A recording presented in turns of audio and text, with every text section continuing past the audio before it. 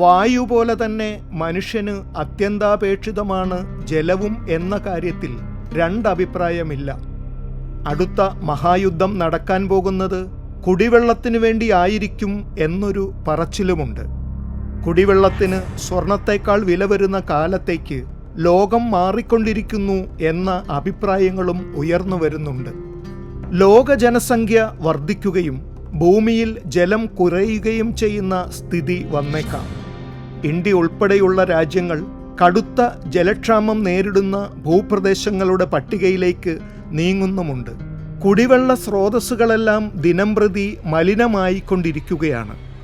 മഹാനദികൾ ഇന്ന് മാലിന്യ കൂമ്പാരങ്ങളാണ്. കിണറും കുളങ്ങളും രാസവസ്തുക്കളാലും ഖരമാലിന്യങ്ങളാലും ഉപയോഗരഹിതമാകുന്നുണ്ട്.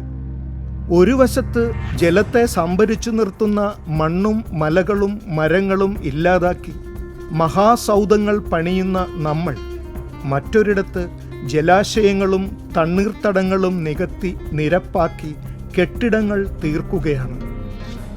അങ്ങനെ ചെറുകുളങ്ങളും കൈത്തോടുകളും അന്യമാകുമ്പോൾ ഗ്രാമങ്ങൾ പലതും രൂക്ഷമായ ജലക്ഷാമത്തിലേക്ക് എത്തുകയും ചെയ്യുന്നു. ഐക്യരാഷ്ട്രസഭയുടെ കണക്കനുസരിച്ച് ശുചിത്വത്തിൻ്റെയും ശുദ്ധജലത്തിൻ്റെയും അഭാവം മൂലമുണ്ടാകുന്ന രോഗങ്ങൾ കൊണ്ട് ഓരോ വർഷവും 14 ലക്ഷം ആളുകൾ മരണപ്പെടുന്നുണ്ട്. ലോക ജനസംഖ്യയുടെ ഏകദേശം 25% പേർക്ക് ശുദ്ധജലം ലഭ്യമല്ല താനും. 2050 ആകുമ്പോഴേക്കും ഈ സംഖ്യ 55% വർദ്ധിക്കുമെന്നും പ്രതീക്ഷിക്കുന്നു. നദികളും തണ്ണീർത്തടങ്ങളും ജലാശയങ്ങളും വനവും പർവ്വതങ്ങളും തടാകങ്ങളും തുടങ്ങി വെള്ളവുമായി ബന്ധപ്പെട്ട ആവാസ വ്യവസ്ഥകൾ ഒന്നായി സംരക്ഷിച്ചുകൊണ്ട് മാത്രമേ ശുദ്ധജലക്ഷാമം എന്ന കടുത്ത ഭീഷണിയെ നമുക്ക് തോൽപ്പിക്കാനാവൂ. 2025 മാർച്ച് 22 ലോക ജലദിനത്തിൻ്റെ പ്രമേയം ഗ്ലേസിയേഴ്സ് പ്രിസർവേഷൻ അഥവാ ഹിമാനികളുടെ സംരക്ഷണം എന്നാണ്.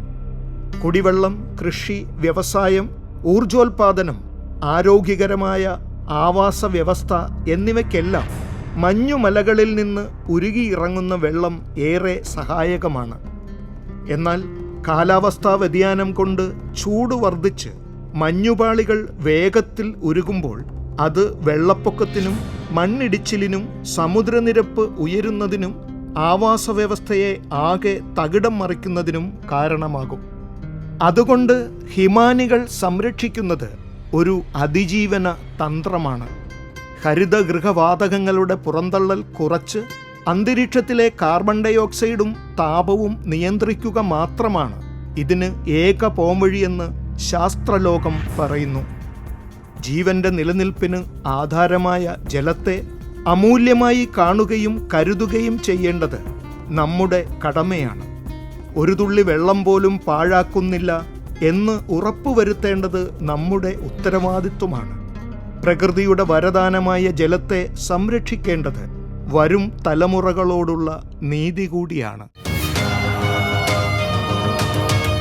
You're watching Media Village Television. If you enjoyed this video, don't forget to like, share and subscribe.